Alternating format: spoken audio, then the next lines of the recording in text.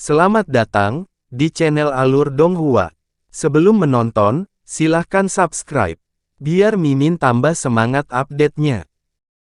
Setelah itu, Han Li memimpin Nangong Wan dalam tur ke seluruh istana asal Azure, lalu menyuruhnya memilih istana sampingan yang disukainya untuk dia tinggali dan kultivasi.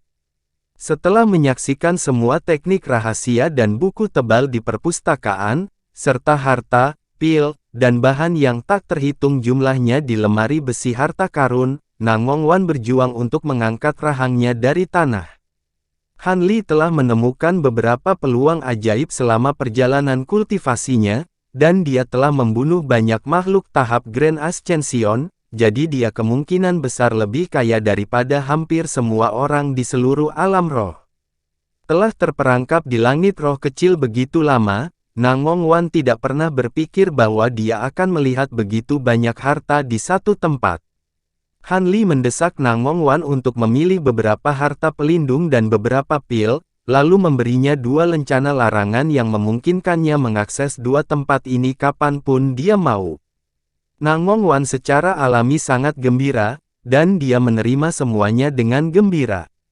Setelah itu, Han Li bertemu dengan orang-orang yang menjalankan Azure Origin Palace dan mengurus beberapa urusan mendesak, kemudian mengirim beberapa orang untuk melacak Ice Phoenix sebelum membawa Nangong Wan dalam tur ke seluruh pulau integrasi asal dan sebagian besar laut tanpa batas.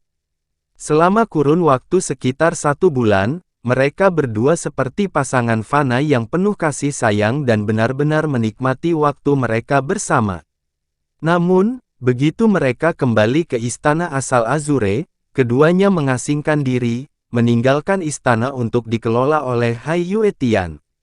Saat ini, Han Li sedang duduk di sebuah ruang rahasia yang diselimuti banyak lapisan batasan, dan ada 3 harta bersinar melayang di hadapannya. Trio harta itu terdiri dari halaman emas, dan 2 slip giok, 1 perak dan 1 merah. Barang-barang ini berisi seni asal penyempurnaan organ, penghalang astral asal, dan teknik rahasia penyempurnaan kilat, yang semuanya diperolehnya selama perjalanannya. Han Li melirik sekilas ketiga harta sebelum mengarahkan jari ke halaman emas, yang terbang di lengan bajunya sebagai bola cahaya keemasan.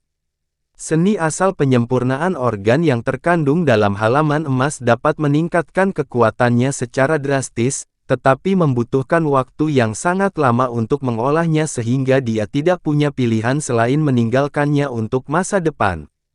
Setelah beberapa saat merenung, Han Li juga menyimpan slip batu giok perak itu. Teknik rahasia penghalang astral asal direkam dalam teks segel emas, sehingga isinya sangat sulit untuk dipahami. Hanya menguraikan teknik rahasia akan memakan banyak waktu, apalagi mengolahnya, jadi itu juga tidak layak untuk dikejar dalam jangka pendek. Jadi, itu hanya menyisakan teknik rahasia penyempurnaan kilat. Dalam perjalanan kembali, dia sudah memahami sebagian besar teknik rahasia, dan penguasaan penuh harus dapat dicapai dalam waktu sekitar 1 bulan lagi. Dia juga memiliki petir Divine Devil Bane, jadi proses penyempurnaannya juga tidak akan memakan waktu lama. Setelah dikombinasikan dengan teknik Lightning Wield, teknik rahasia ini akan menjadi sangat kuat dan pasti akan memberikan kejutan besar bagi lawannya di masa depan. Dengan mengingat hal itu, Han Li melambaikan tangan ke arah batu giok, menariknya ke dalam genggamannya sebelum menekannya ke dahinya. Setelah itu, Han Li menutup matanya dan jatuh diam seperti patung. 2 bulan kemudian, slip batu giok di dahi Han Li telah menghilang, dan ada kilatan petir keemasan yang bersinar di sekelilingnya. Petir kemudian dengan cepat berkumpul untuk membentuk bola petir yang membengkak dengan cepat hingga seukuran wastafel. Setelah itu, Han Li membuka mulutnya untuk melepaskan semburan api roh perak, yang berubah menjadi lautan api untuk menyelimuti seluruh bola petir. Bola petir bergemuruh tanpa henti sambil berputar dengan cepat di dalam lautan api, dan rune emas di permukaannya mulai berkedip tidak menentu, tampaknya mencerminkan semacam perubahan misterius yang sedang terjadi. Sementara itu, Rusa yang masih bermeditasi di perut gunung kecil di benua guntur dengan botol hijau kecil di sampingnya, dan sepertinya tidak bergerak sama sekali dalam beberapa bulan terakhir. Tiba-tiba, botol hijau kecil itu bergetar sedikit sebelum melepaskan semburan cahaya hijau bersamaan dengan beberapa fluktuasi spasial yang samar. Rusa yang segera membuka matanya sebelum berdiri dan membungkuk dengan hormat ke arah botol kecil itu. "Selamat datang kembali, Guru." Begitu suaranya menghilang, cahaya keemasan bersinar dari bukaan botol, dan Ma Liang muncul ke tempat terbuka. "Kamu melakukannya dengan baik. Aku sudah benar-benar pulih dari lukaku, jadi kita bisa meninggalkan tempat ini sekarang," kata Ma Liang. "Iya Tuan." Yang Rusa secara alami tidak berani mengajukan keberatan. Ma Liang mengangguk sebelum menyimpan botol hijau kecil itu di lengan bajunya, lalu membuka mulutnya untuk melepaskan platformasi hitam dan putih. Platformasi berbentuk segi 8, dan penuh dengan rune hitam dan putih. Ma Liang melemparkan platformasi ke depan, dan itu segera berubah menjadi semburan ki hitam dan putih sebelum berubah bentuk tanpa henti menjadi cermin, lalu menjadi gulungan, lalu menjadi jenis harta lainnya. Ma Liang menunjuk satu jari ke harta karun itu, dan dalam sekejap jarinya bersentuhan dengan ki hitam dan putih, yang terakhir berubah menjadi bola transparan seukuran kepalan tangan. Setelah itu, Ma Liang mulai melantunkan mantra sebelum menjentikkan beberapa segel mantra merah ke udara, yang semuanya dengan cepat menghilang menjadi bola tembus pandang.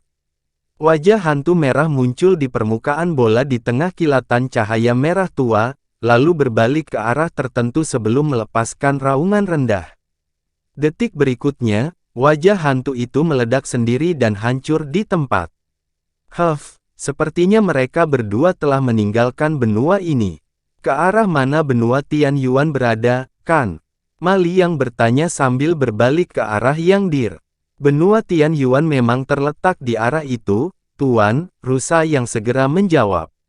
"Baiklah, aku telah menyelesaikan semua pengorbanan darah yang kubutuhkan, jadi sudah saatnya aku fokus pada tugas yang diberikan kepadaku. Teknik rahasiaku gagal mendaftarkan apapun di benua langit darah dan benua guntur, jadi sepertinya pengkhianat itu terletak di benua Tian Yuan," gumam Ma Liang. Setelah itu, dia membuka mulutnya untuk menelan bola tembus pandang itu lagi, lalu menginstruksikan, "Bawa aku ke formasi teleportasi antar benua terdekat, aku ingin pergi ke benua Tian Yuan." "Iya, Tuan, tolong ikut saya," Yang Rusa segera menjawab dengan membungkuk hormat. Dengan demikian, keduanya terbang keluar dari perut gunung sebagai dua seberkas cahaya, lalu melesat ke arah tertentu. Di udara di atas lembah terpencil di benua Tian Yuan, kelabang es bersayap 6 sedang menilai 4 pria tua tahap kenaikan agung di hadapannya dengan ekspresi muram, sementara Ice Phoenix memiliki ekspresi terkejut di wajahnya. Setelah mereka berdua tiba kembali di benua Tian Yuan, mereka telah merencanakan untuk menemukan tempat rahasia untuk mengasingkan diri untuk memfasilitasi pemulihan, tetapi hanya kurang dari setahun telah berlalu sebelum makhluk tahap Grand Ascension yang tidak dikenal ini melacaknya. Meskipun hanya ada 4 makhluk tahap Grand Ascension yang hadir, kelabang Frost bersayap 6 dapat merasakan bahwa ada semua jenis fluktuasi pembatasan di area tersebut, jadi tidak mungkin dia dapat melarikan diri bahkan dengan teknik gerakannya yang mendalam. "Siapa kamu? Apakah kamu di sini untukku?" tanya kelabang es bersayap 6 dengan ekspresi dingin. "Hehe, tidak perlu khawatir, rekan Daois, kami tidak memiliki niat buruk terhadap Anda. Kami hanya ingin mengundang Anda untuk ikut dengan kami karena kami memiliki sesuatu untuk didiskusikan dengan Anda," kata seorang pria tua berwajah bulat dengan sebuah senyuman. "Aku tidak pergi kemana-mana," balas kelabang es bersayap 6. "Aku khawatir itu bukan urusanmu," kata lelaki tua itu. "Haha, apakah kamu benar-benar berpikir kalian berempat dan formasi ini akan cukup untuk menjatuhkanku? Ini akan menjadi tugas sederhana bagiku untuk membunuh kalian semua dan keluar dari formasi ini," kelabang es bersayap 6 terkekeh. Oh, lalu bagaimana kalau aku ikut terlibat juga? Suara tua lainnya terdengar di atas. Siapa di sana? Kelabang es bersayap 6 segera mengarahkan pandangannya ke atas dengan sikap waspada. Seorang lelaki tua berambut merah telah muncul lebih dari 1000 kaki di atasnya, dan menilai dia dengan sedikit senyum di wajahnya. Pria itu tidak mengeluarkan aura apapun, dan pupil kelabang beku bersayap 6 segera berkontraksi sedikit saat menyapu indera spiritualnya ke arah pria tua itu. Saya Ming Zun, dan saya ingin mengundang Anda untuk mengunjungi serikat dagang kami, kata Ming Zun sambil tersenyum. Ming Zun dari Persatuan Dagang Helian. Kelabang es bersayap 6. Mengingat reputasi gemilang dari Persekutuan Dagang Helian, dia secara alami pernah mendengarnya di masa lalu. Hehe, saya tidak berpikir bahwa Anda akan mengenal saya, rekan Taois. Yakinlah, kami menyampaikan undangan ini kepada Anda sehingga kami dapat mengalahkan keabadian sejati yang mendatangkan malapetaka di alam roh. Kami tidak menanggung niat buruk kepadamu, kata Ming Zun tersenyum. Ekspresi kelabang bersayap 6 berubah drastis setelah mendengar ini. Apakah dia sudah tiba di benua Tianyuan? Kami belum memiliki informasi yang menunjukkan itu, tapi saya pikir ini hanya masalah waktu. Anda juga harus memiliki pendapat yang sama, mengingat reaksi Anda, jawab Ming Zun. Melihat bahkan kamu terlibat, sepertinya aku tidak punya pilihan selain menurut. Aku akan ikut denganmu, tapi saat ini aku berada di titik kritis di mana aku perlu memulihkan energiku. Kelabang bersayap 6 akhirnya memutuskan untuk berkompromi, tetapi pada saat yang sama, dia memanfaatkan situasi tersebut untuk menyatakan suatu kondisi. Haha, itu bukan masalah. Jika kamu ikut dengan kami, serikat dagang kami akan menanggung semua pil yang diperlukan untuk pemulihanmu. Ngomong-ngomong, ini rekan Taois Ice Phoenix, kan? Ming Zun bertanya sambil berbalik ke arah Ice Phoenix. Ice Phoenix sedikit goyah setelah mendengar ini, lalu mengulurkan hormat ke arah Ming Zun saat dia menjawab, saya. Bagaimana Anda tahu tentang saya, senior? Tidak perlu formalitas, rekan Daois Ice Phoenix. Saya baru-baru ini bertemu dengan rekan Daois Han dari ras manusia, dan dia meminta saya untuk menjaga Anda jika saya pernah bertemu dengan Anda, jawab Ming Zun. Sedikit kegembiraan muncul di wajah Ice Phoenix setelah mendengar ini, dan dia berkata dengan hormat, saya mengerti, saya juga bersedia menemani Anda ke serikat dagang Anda, senior. Sebaliknya, ekspresi kelabang beku bersayap 6 sedikit menggelap saat menyebut Han Li. Terima kasih atas kerjasama Anda, sesama Taois, ada beberapa hal yang ingin saya diskusikan dengan Anda selama ini, kata Ming Zun sambil tersenyum, lalu membuat segel tangan, dan sebuah perahu biru yang panjangnya lebih dari 1000 kaki, muncul di atas di tengah ledakan fluktuasi spasial yang keras. Pada titik ini, kelabang bersayap 6 dan Ice Phoenix secara alami tidak akan berubah pikiran, dan dengan demikian, mereka mengalir ke perahu raksasa, yang kemudian melesat pergi sebagai bola cahaya biru. Sebulan kemudian, Han Li menyempurnakan petir Divine Devil Bane di ruang rahasia Istana Asal Azure ketika ekspresinya tiba-tiba berubah sedikit, dan dia melepaskan jimat biru dari lengan bajunya. Jimat itu berubah menjadi beberapa baris teks biru yang melayang di udara, dan mata Han Li sedikit menyipit setelah membaca pesan itu. Jadi mereka berdua sudah dilacak, Persekutuan Dagang Helian benar-benar efisien. Sepertinya kolaborasi akan mungkin terjadi, tapi aku tidak bisa langsung menemui mereka, jadi aku harus mengirim seseorang, gumam Han Li sebelum membuat segel tangan, lalu membuat transmisi suara. Pada saat yang sama, suaranya terdengar di telinga Patriark Huasi, yang sedang berkultivasi di ruang rahasia lain di Istana Asal Azure. Matanya langsung terbuka, dan setelah mendengarkan instruksi Han Li, dia pergi dari ruang rahasia. Setengah hari kemudian, Patriark Huasi meninggalkan Origin Integration Island. 3 bulan kemudian, ras babi lapis baja adalah salah satu dari 10 ras paling kuat di benua Tianyuan. Di area terlarang ras itu, lebih dari 100 penjaga babi lapis baja berkepala babi berdiri di luar aula besar. Tiba-tiba, dengungan samar terdengar di dalam aula, disertai dengan ledakan fluktuasi spasial. Beberapa makhluk paling kuat di antara para penjaga bertukar pandangan bingung setelah mendeteksi ini, lalu segera berjalan ke aula. Setelah melewati beberapa koridor, mereka tiba di aula besar yang diselimuti penghalang cahaya putih. Di dalam penghalang cahaya ada formasi raksasa yang berukuran sekitar 1 hektar, dan tampaknya sedang dalam proses diaktifkan. Apa yang terjadi? Mengapa ada seseorang yang berteleportasi ke sini dari benua lain? Jenderal Fei, apakah Anda menerima perintah sebelumnya? Salah satu penjaga bertanya dengan suara dingin. Aula teleportasi kita belum menerima perintah apapun. Mungkinkah senior dari ras kita sedang berteleportasi ke sini dan belum sempat memberitahu kita sebelumnya? Seorang penjaga dengan claymore diikat ke punggungnya menjawab dengan menggelengkan kepalanya. Itu kemungkinan. Bagaimanapun, kita akan segera tahu siapa itu, kata penjaga pertama ketika alisnya sedikit berkerut, dan dia membuat gerakan tangan yang menunjukkan agar semua orang waspada. Semua penjaga segera menafsirkan gerakan tangan ini dan mengipasi untuk memblokir pintu keluar.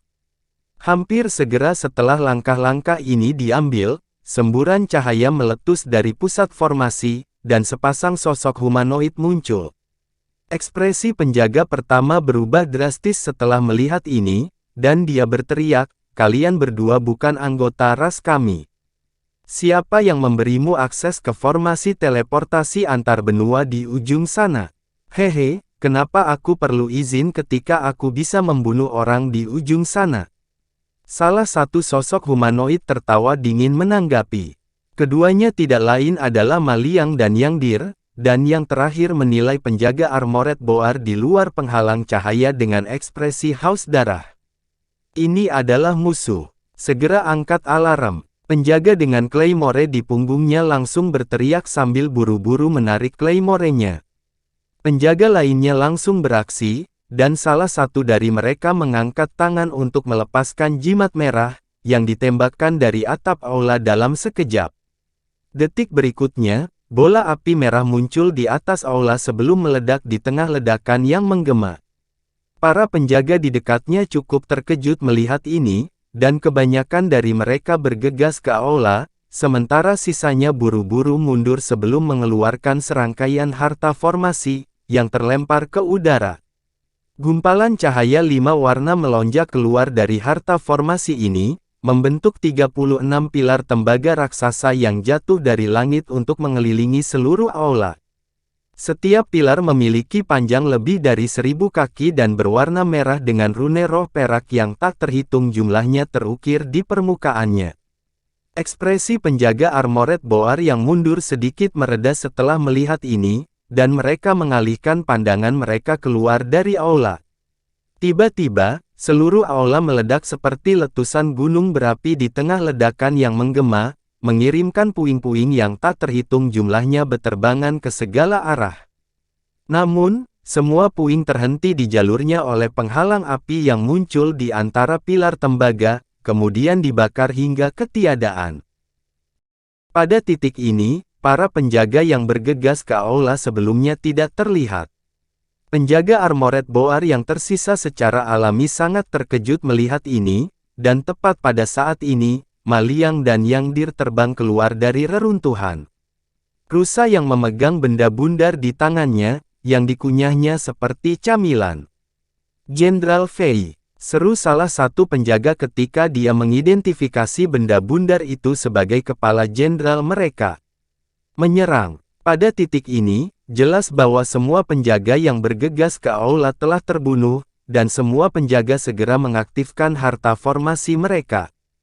Cahaya 5 warna menyala sekali lagi, dan masing-masing dari 36 pilar merah melepaskan pilar cahaya merah langsung ke arah Rusa Yang. Hehe, menurutmu pembatasan yang menyedihkan seperti itu bisa membahayakanku? Rusa yang terkekeh saat tubuhnya mengembang secara drastis seperti balon, dan pada saat yang sama, ia mengenakan baju zirah kuning. Pilar lampu merah menghantam baju zirah satu demi satu, hanya untuk langsung gagal, sementara rusa yang tetap sama sekali tidak terluka. Tidak sopan untuk tidak membalas, yang rusa tertawa dingin ketika kapak hitam raksasa muncul di genggamannya sebelum diayunkan dengan kejam di udara. Proyeksi pisau hitam bulat meletus ke segala arah, dan 36 pilar merah diiris menjadi dua sekaligus, sementara penghalang lampu merah juga memudar. Tepat ketika Yang Dir hendak membunuh penjaga armored boar lainnya, ekspresi tidak sabar muncul di wajah Ma Liang, dan dia berkata, "Ayo pergi. Apa gunanya membunuh gorengan kecil ini? Kami memiliki hal-hal penting yang harus diperhatikan." "Ya, Tuan," rusa yang buru-buru menjawab dengan hormat, dan kapak hitam di tangannya menghilang sebelum langsung kembali ke ukuran aslinya. Setelah itu, keduanya pergi sebagai dua garis cahaya, sama sekali mengabaikan penjaga yang tersisa. Dalam waktu tidak lebih dari 1 jam, keduanya telah menempuh jarak jutaan kilometer. Tepat ketika mereka akan muncul dari padang rumput ke pegunungan raksasa, ekspresi Ma Liang tiba-tiba berubah sedikit saat dia berhenti di jalurnya. Rusa yang segera mengikuti sebelum bertanya, "Ada apa, Guru?"